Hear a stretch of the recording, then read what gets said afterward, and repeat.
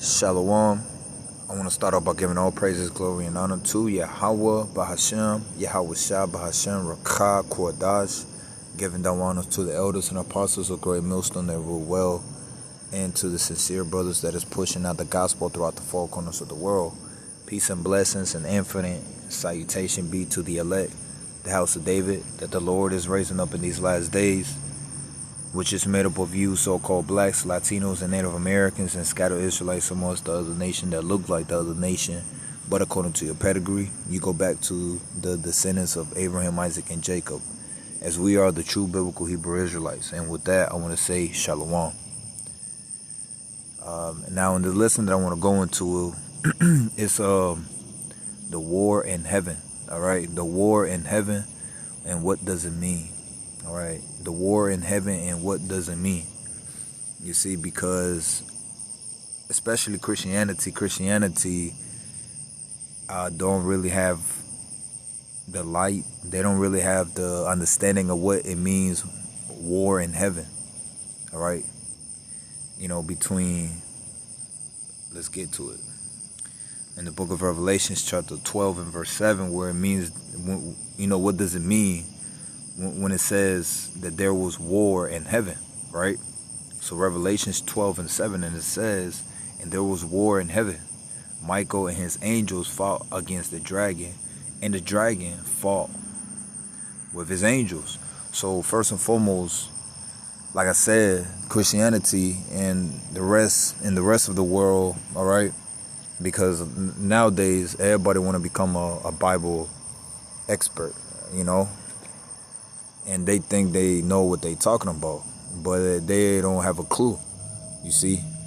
So what does it mean when it says there was war in heaven, right? Michael and his angel fought against the dragon. First and foremost, who is the dragon? Now, when you go up a little bit, I'm just gonna go up a little bit to verse 3, right? And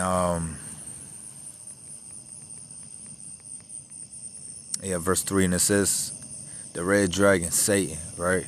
And it says, and there appeared another wonder in heaven, and behold, a great red dragon, having 7 heads and 10 horns, and 7 crowns upon his heads. So now this great red dragon is talking about ancient Rome, all right? You see, this is talking about ancient Rome. And it says, verse 4, and it says, and his tail drew the third part of the stars of heaven, and did cast them to the earth. And the dragon stood before the woman, which was ready to be delivered, for to devour her child as soon as it was born. All right, now what does it mean when it says that this woman, all right, the woman, what is the woman first and foremost? All right, the woman is talking about the nation of Israel. How we know that? When you go real quick to the book of Jeremiah, chapter 3, let me see. Actually, let me see if I can find it real quick.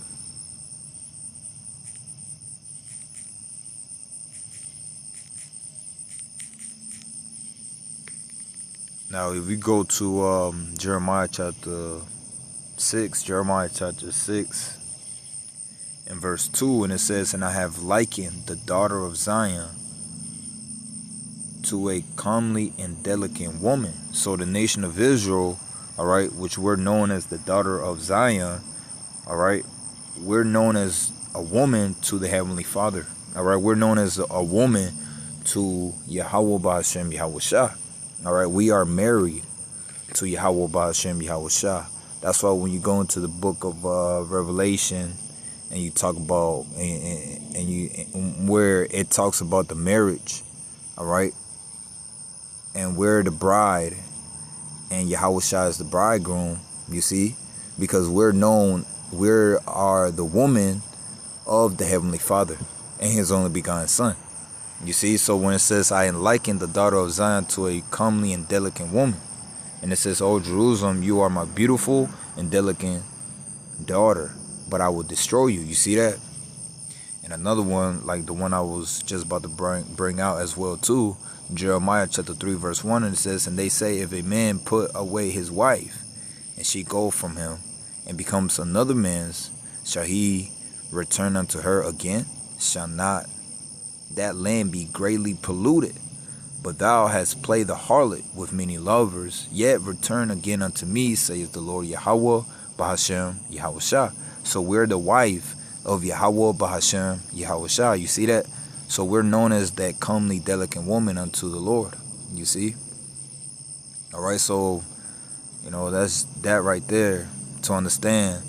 When you read, when I go back right here to Revelation chapter 12, when you read, going back to verse 4, and it says, and his tail drew the third part of the stars of heaven, and did cast them to the earth. And the dragon stood before the woman, which was ready to be delivered, for to devour her child as soon as it was born. And what is that talking about? This was talking about, and when Yahweh Shah, all right, because it says, the woman is the nation of Israel, which was ready to be delivered, all right, that was during the time when Yahweh Shah was born. You see, when he was a baby, when he was an infant, all right, and you can read in the book of Matthew chapter 2 that the ancient, everybody knew that the Messiah was going to be born, okay? And when you go into, actually, let me get there. So when you go into the book of Matthew chapter 2, right? And I'm going to start at verse 1, and it says, Matthew chapter 2, and verse 1, it says, now when Yahweh Shah was born in Bethlehem of Judea in the days of Herod the king, all right, which was, Herod the king was a Roman king. He was, he was the ruler of ancient Rome during the time. So when you read in the book of Revelation chapter 12, that red dragon, right? When you go into that red dragon, all right, it's talking about ancient Rome. You see?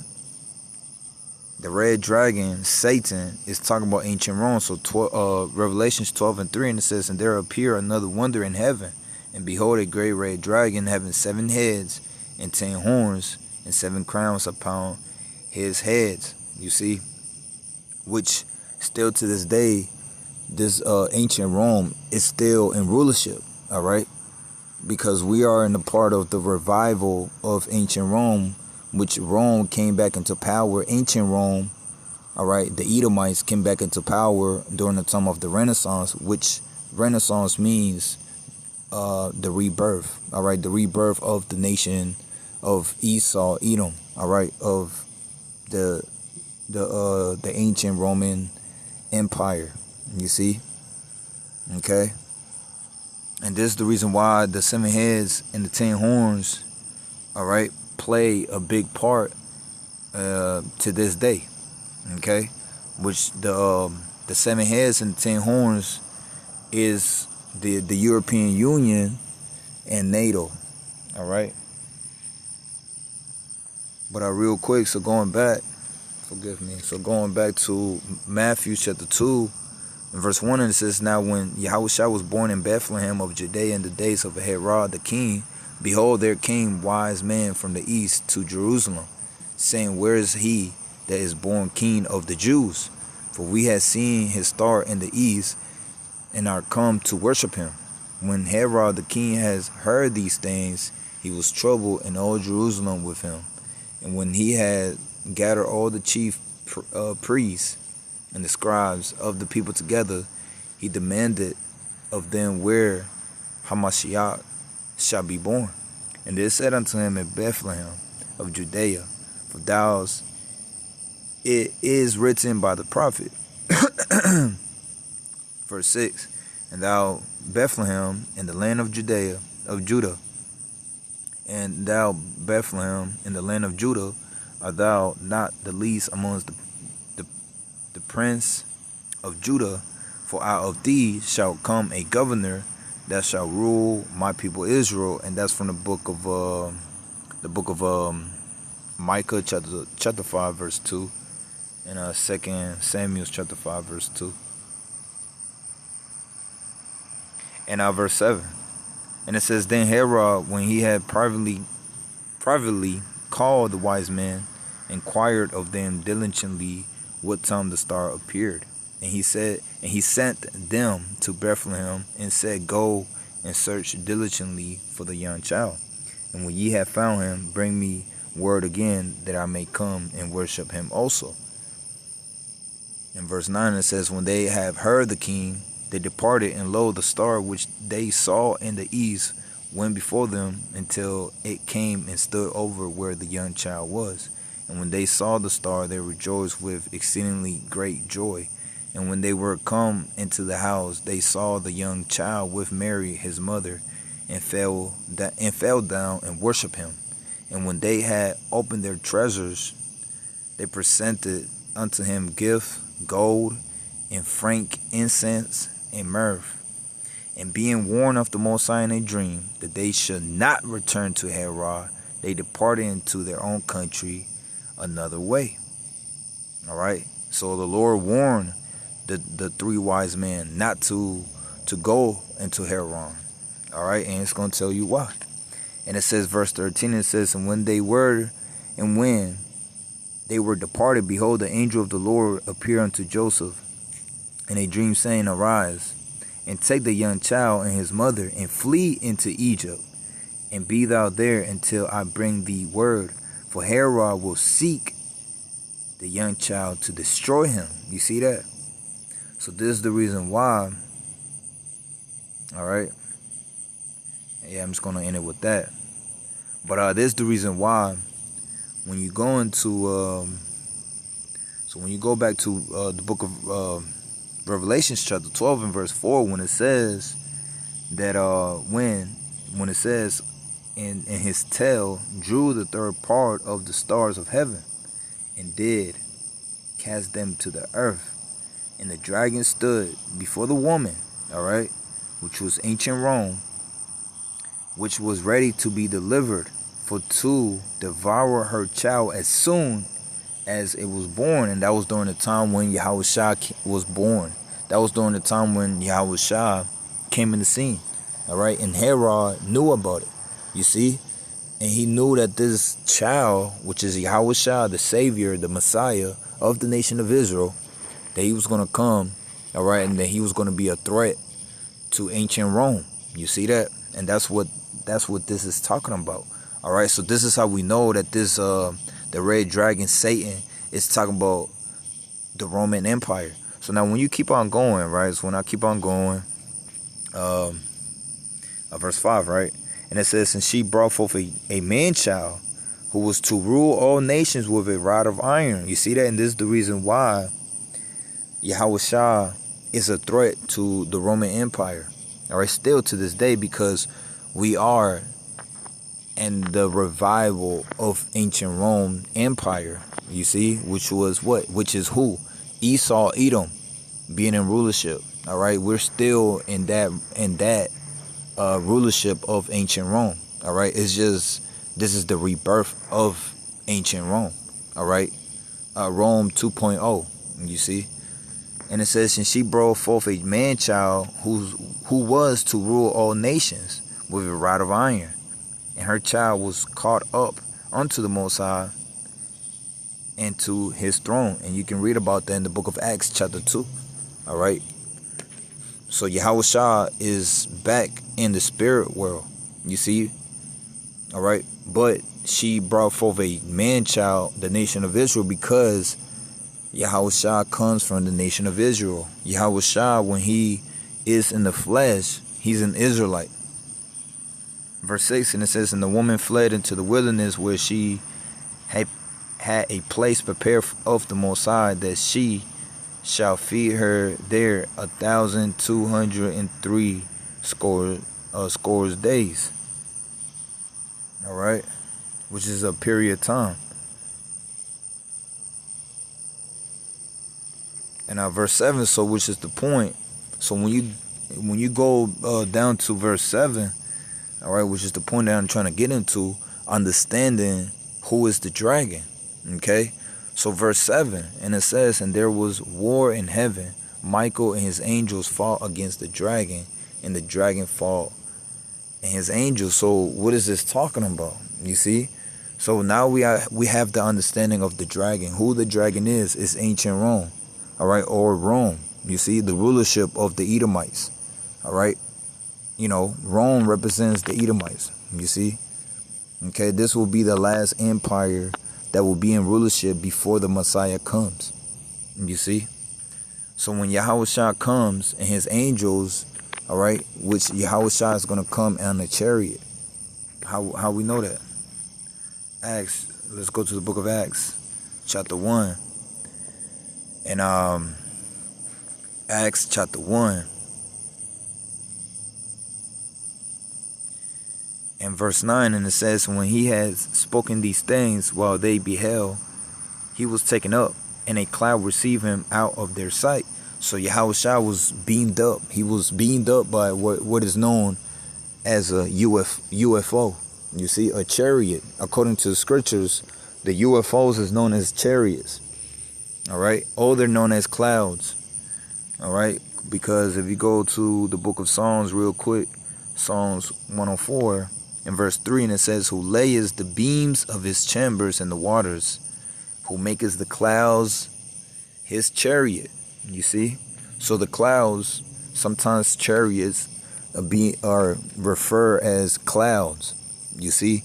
And another thing to keep in mind is sometimes the chariots will hide themselves behind clouds, or they will, you know, make themselves invisible, and sometimes they'll make themselves look like clouds. You see?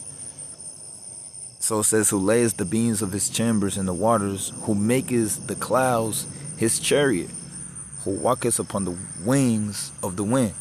So when you go back to Acts chapter 1 and verse 9, and it says, and when he had spoken these things, while they beheld, he was taken up, and a cloud received him out of their sight. So now, so did Yahushua, was he taken up by a cloud? No, he was not taken up by a literal cloud, but he was taken up by what is known as a UFO, a chariot. He was beamed up by a chariot, just how like you had he had Elijah the prophet. He was beamed up by a chariot. You see, you know. So now it says, verse 10, it says, and while they looked steadfastly towards heaven, as he went up, behold, two men stood by them in white apparel, which also say, ye men of Galilee, why stand ye gazing up into heaven? This same Yahushua, which is taken up from you into heaven, shall so come in like manner as ye have seen him go into heaven. You see, and those was the angels speaking to the disciples. All right, telling them, you know, that, all right, why ye glazing up into heaven? All right, why are you so, worrying about Yahushua being taken up, because the same like matter as Yahushua is being beamed up, it's going to be the same like matter that he's going to come back, meaning that he's being taken up by a chariot. So that being said, Yahushua will come back on a chariot. Let's go. So now when you go back to Revelation chapter 12 and verse 7, all right, but real quick, let's get another one in Revelation chapter 1 verse 7.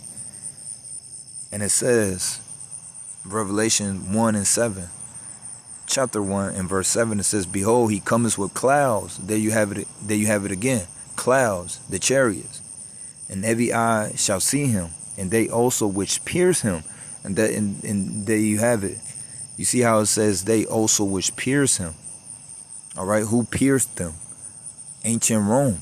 Okay, so when it says they also which pierced them, so that being said, those that pierce Yahushua are back here again, being, through reincarnation. All right, so the soldiers of ancient Rome are back here again, as soldiers as well too, because there's nothing new under the sun. You are who you are. All right, you always play your role within the movie of the Lord. You see? So it says, behold, he cometh with clouds, and every eye shall see him, and they also which pierce him, and all kindreds of the earth shall well because of him. Even so, amen. Let me get another one real quick. Just to make, just to seal the deal. This is Isaiah 66 and verse 15. And it says, for behold, the Lord, Yahweh Ba'ashem, Yahweh Shah, will come with fire, and with his chariots like a whirlwind, to render his anger with fury, and his rebuke with flames of fire. So Yahweh Shah is coming with chariots. He's coming with his angels. He's coming with an army. All right? That's who he's coming with. He's coming with an army. Revelations chapter 19. So Revelations chapter 19 and verse 11. So Yahweh Shah, it says that he's coming with clouds. All right? Or he's coming with chariots. All right? So it says Revelation chapter 19 verse 11, and it says, and I saw heaven open, and behold, a white horse, and he that sat upon him was called Faithful and True, and in righteousness he does judge and make war. You see? So he saw the heavens open, meaning that it's talking about the sky. All right? You see, he saw the firmament. You see, and he saw all the chariots of the Lord. He saw the army of the Lord coming down. You see, and he said, behold, a white horse. Right, that white horse represents a chariot, because horse represents power. You see, and that's what these chariots have. They have an ultimate power. All right, they got a heavenly power, a power that we cannot understand. All right. A power that's outside of this third dimension. All right, he's coming with a power that's coming from the heavens, which is the fourth dimension. All right, something that is not subject to the limitations. All right, something that's not subject to the elements, all right, of this world that we in. So it says, and I saw heaven open, and behold, a white horse, and he that sat upon him was called Faithful and True, and in righteousness he that was judge and make war. You see, and he's coming to bring war. All right, and his eyes were as a flame of fire, and on his head were many crowns, which represents that he's going to rule. He's coming to rule. You see, he's coming to rule the earth and universe. And it says, and he had a name written that no man knew but he himself.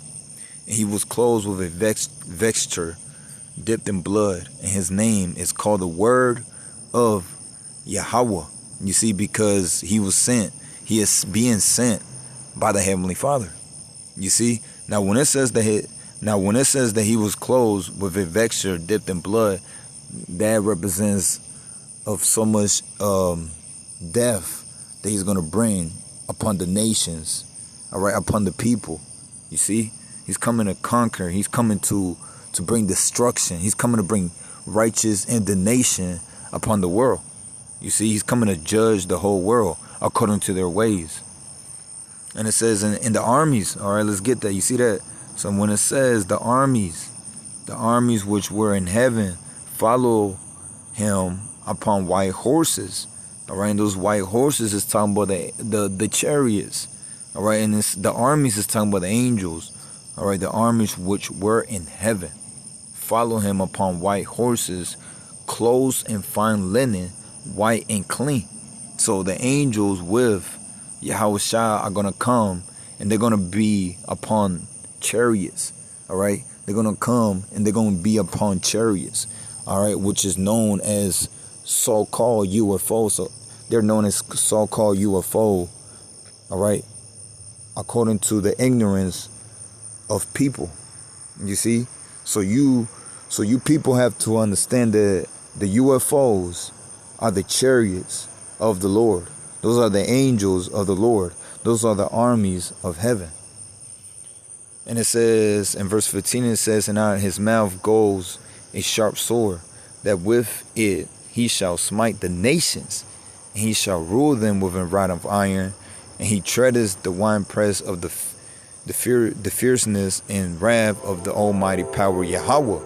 And he has on his vesture and on his thigh a name written, Kings of Kings and Lords of Lords. All right, because Yahweh Shah is Kings of Kings and Lords of Lords. He's coming to conquer the whole world, and he's coming to establish his new government, which is going to be the government of the nation of Israel. He's coming to establish righteousness.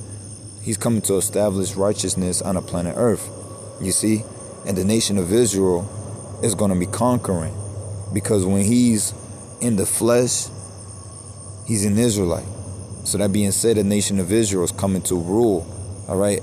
When you read in the book of Daniel, chapter 7, it says that the kingdom is given unto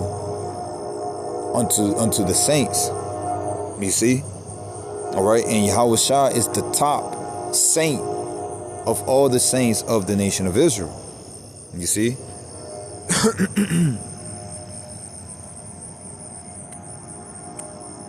So going back to Revelation chapter 12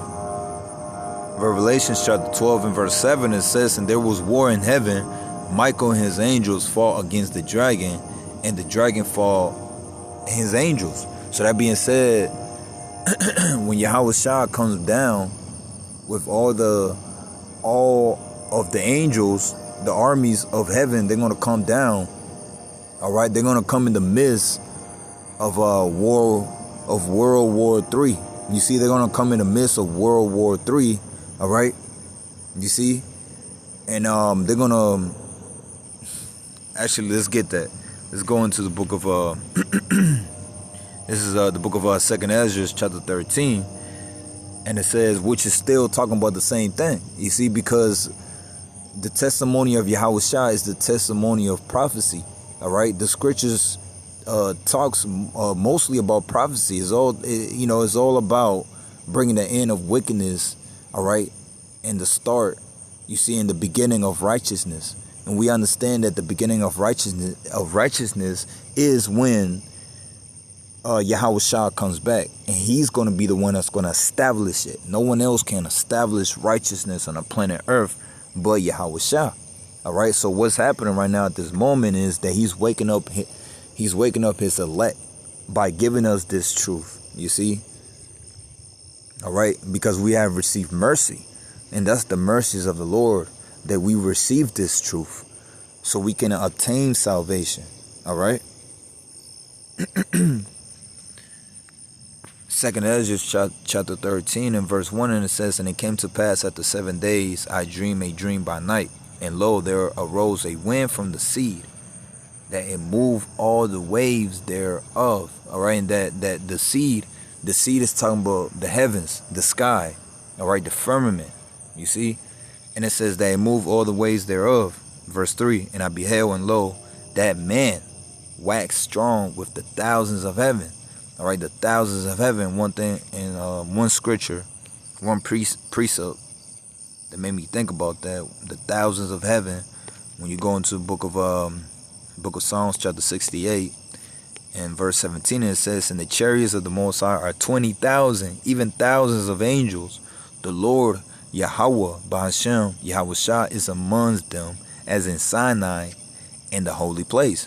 So the chariots of the Most High are 20,000, even thousands of angels, man. So that's a strong army, man. This is the army of Yahweh Bahashem, Yahweh Shah. All right, and if it's the army of Yahweh Bahashem, Yahweh Shah, it's the army of the nation of Israel.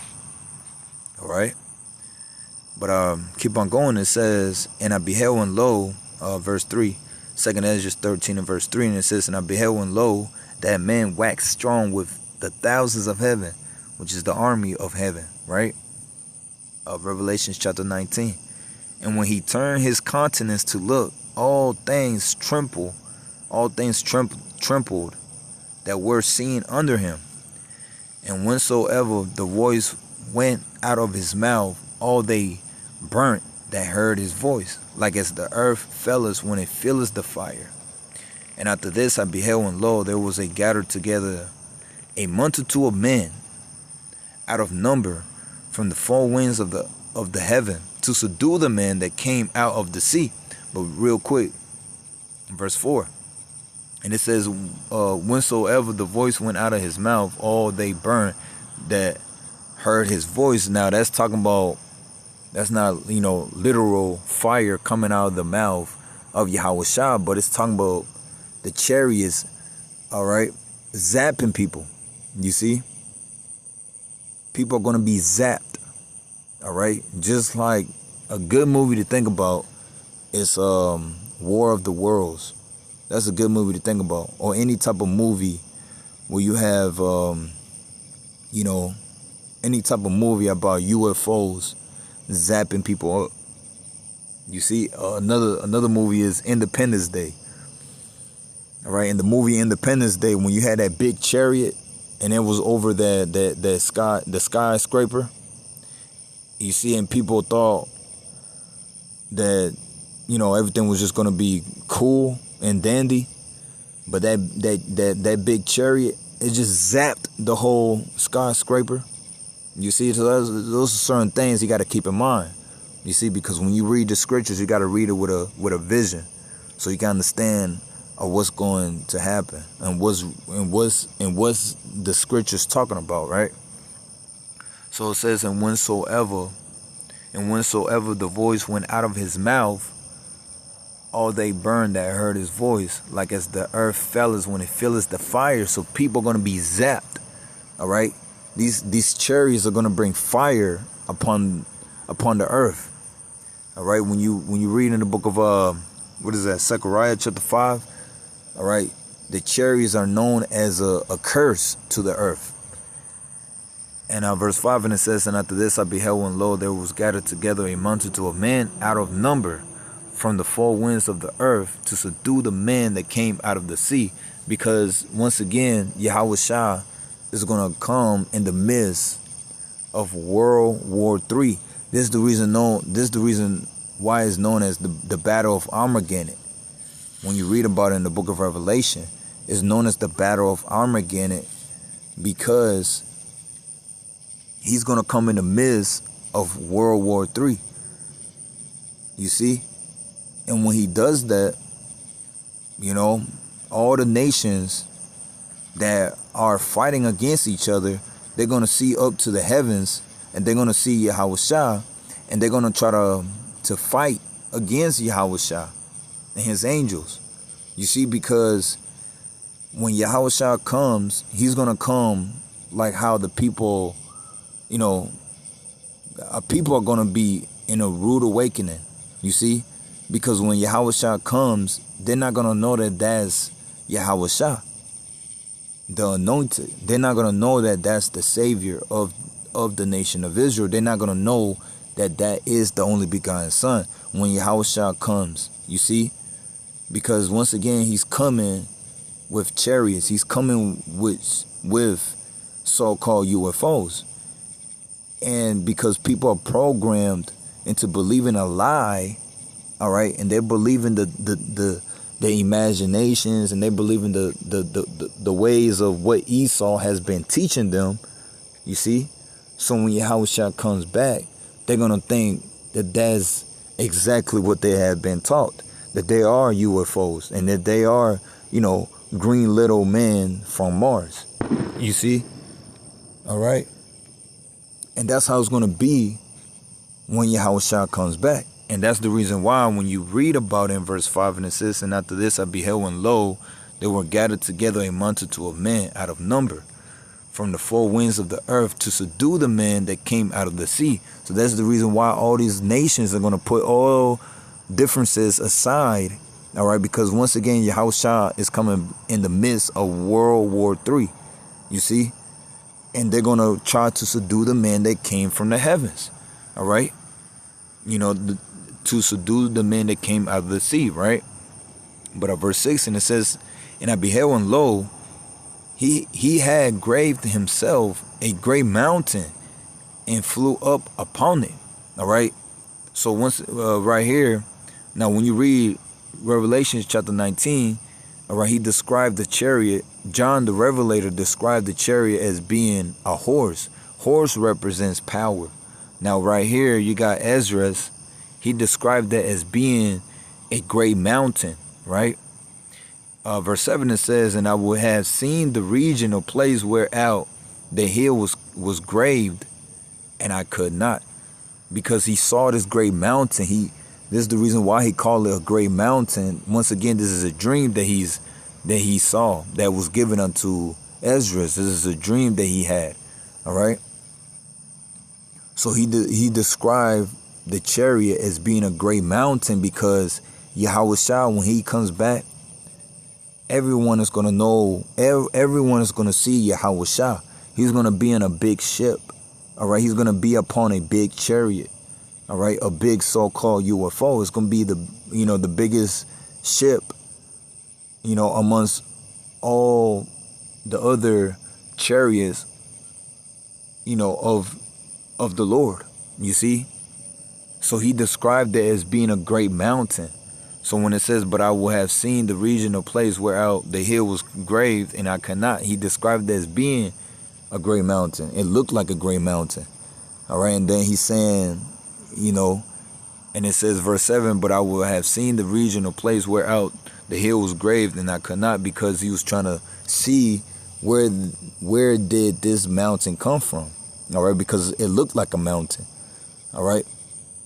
But this mountain came from the heavens, you see, because it's a chariot, you see. And that's how big the chariot of the Lord is going to be when he comes back. Verse 8, and after this I beheld, and lo, all they which were gathered together to subdue him were sore afraid. And yet there's fight. You see, even though these people, right, even though these nations, the armies, the army of NATO, the armies of Russia, China, okay, India, all right, Iran, Iraq, whoever, all right, all the armies of all the nations are going to be afraid, but yet there's fight. They still going to fight against the Lord. And lo, as he saw the violence of the multitude that came, he neither lift up his hand nor held sword, nor any instrument of war, but only I saw that he sent out his mouth as it had been a blast of fire, and out of his lips a flaming breath. And out of his tongue he cast out sparks and tempests. You see, because the Lord is going to be zapping these nations up. All right. As he saw all these nations coming up and gathering themselves to fight against the Lord. All right. The Lord, he didn't, in lack of words, he didn't flinch. He didn't flinch. You see, the Lord didn't flinch. He don't have to be prepared. All right. Because this is the power of the Lord. All right. This is how great the power of Yahweh Ba'ashem Yahweh Shah is. You don't have to, the Lord doesn't have to, gather a shield to try to block off, certain missiles or whatever the case might be. No, because it's not gonna have any type of effect on the Lord.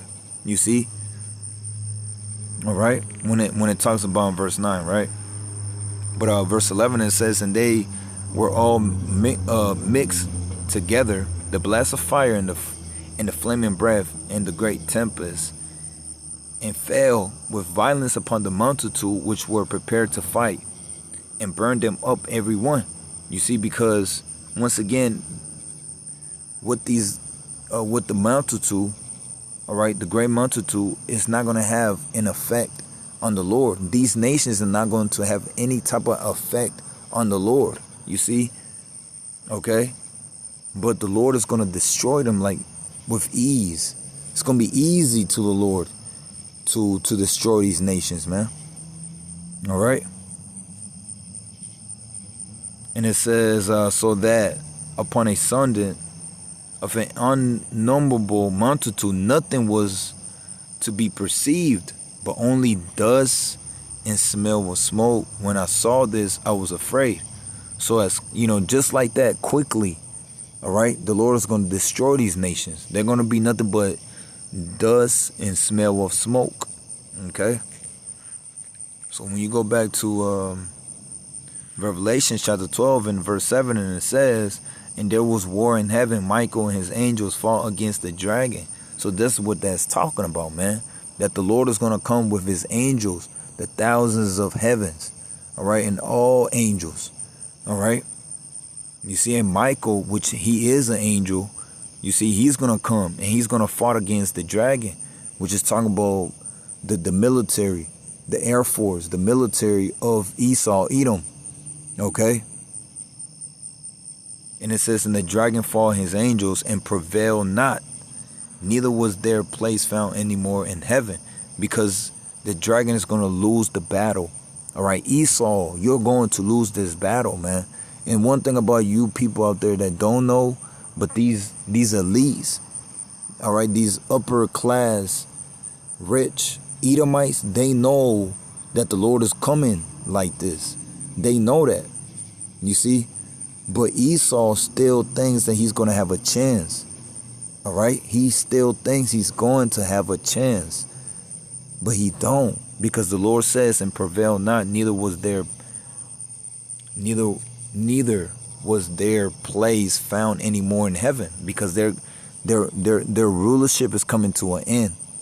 The Lord is going to come and bring an end to their rulership. And it says, and the great dragon was cast out, that old serpent called the devil and Satan, which deceived the whole world. He was cast out into the earth, and his angels was cast out with him. All right. And this is talking about Esau. He's a devil because he's a slanderer. All right. When you look up the word devil, it means to be a slanderer, because he slandered the nation of Israel. You see, let's get a precept to prove that. This is the book of Psalms real quick. I'm just going to end it here in a little bit. But the book of Psalms 50 and verse 16. And it says, but unto the wicked, the Most High says. The wicked is talking about Esau, Edom. Malachi chapter 1 verse 4. All right. Esau, Edom is known as the border of wickedness, right? And it says, but unto the wicked, the Most High says, what hast thou to do to declare my statutes? Or that thou shouldest take my counsel in thy mouth. Verse 17, it says, seeing thou hatest instruction and castest my word behind thee, because the Edomites, they don't want to get right. They don't want to keep the laws, statutes, and commandments. You see, they want to front. They want to act like it. That's the reason why they put that's the reason why they pretend.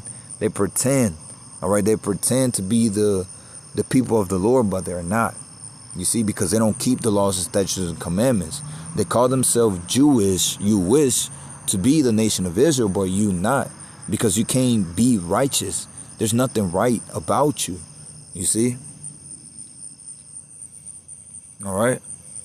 And another thing is that, once again, they call themselves Christians, and you know, in the back of the dollar bill, they say, in God we trust, but you don't trust in the Lord. You don't trust in the scriptures. You don't trust in the words of the Lord. So you are the wicked. So this is how we know that this is talking about Esau. So now it says, seeing thou hatest instruction, castest my word behind thee, when thou sawest a thief, then thou consentest with him, and has been partakers with adulterers. Now this can be applied to our people as well too. 2/3 of our people. But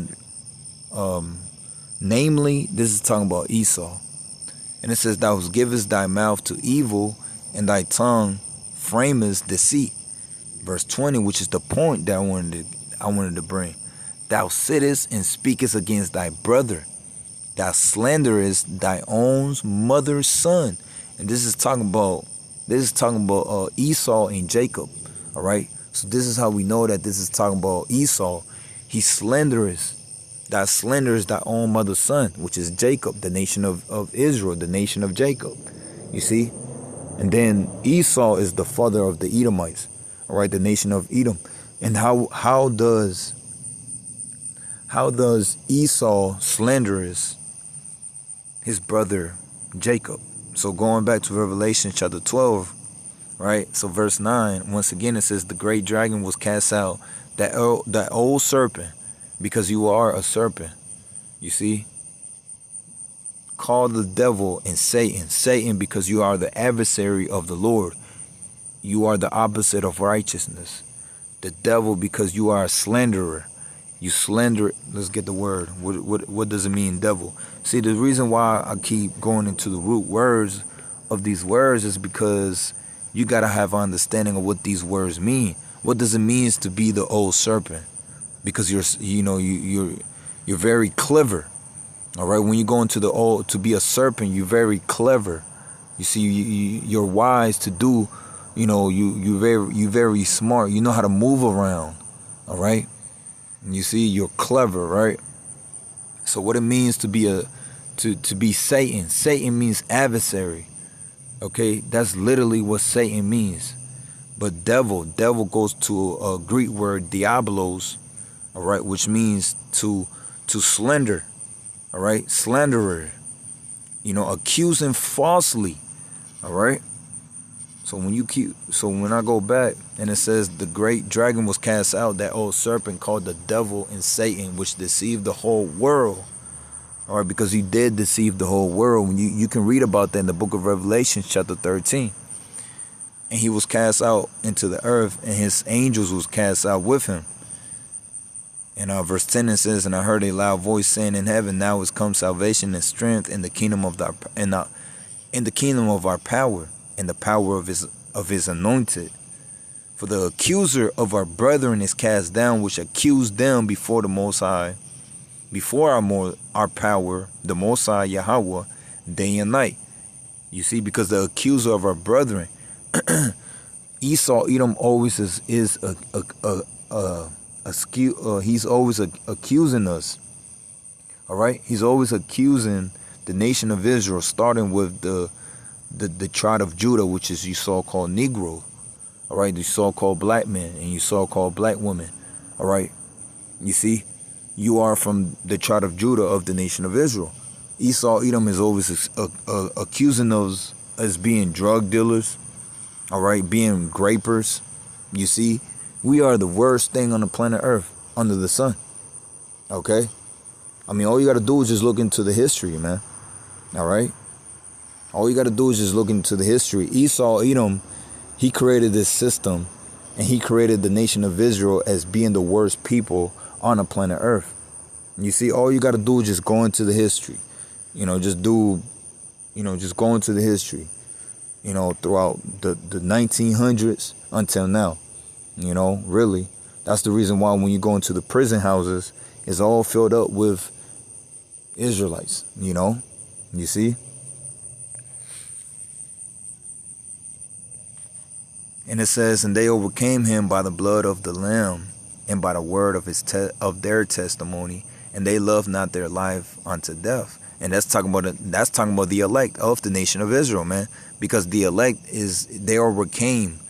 They are the elect to this day, right now, at this moment as we speak. The elect are overcoming the ways of this world. They are overcoming the system of Esau Edom. You see, because it says that this devil, Esau Edom, all right, came into rulership. All right, he deceived the whole world. You see, all right, he deceived the whole world, man. All right, but verse 11, it says, and they overcame him, which is Esau, by the blood of the Lamb and by the word of their testimony, which is talking about this truth. You see, and it's talking about the elect. And it says, and they love not their life unto death, because we understand this truth. We have received the mercies of Yahweh Ba'ashem Yahweh Shah. All right, and we got the truth. We got the light. We understand what's going on. You see? All right, we're not in darkness. All right, as the whole world is. In verse 12, and it says, therefore rejoice ye heavens, and ye that dwell in them.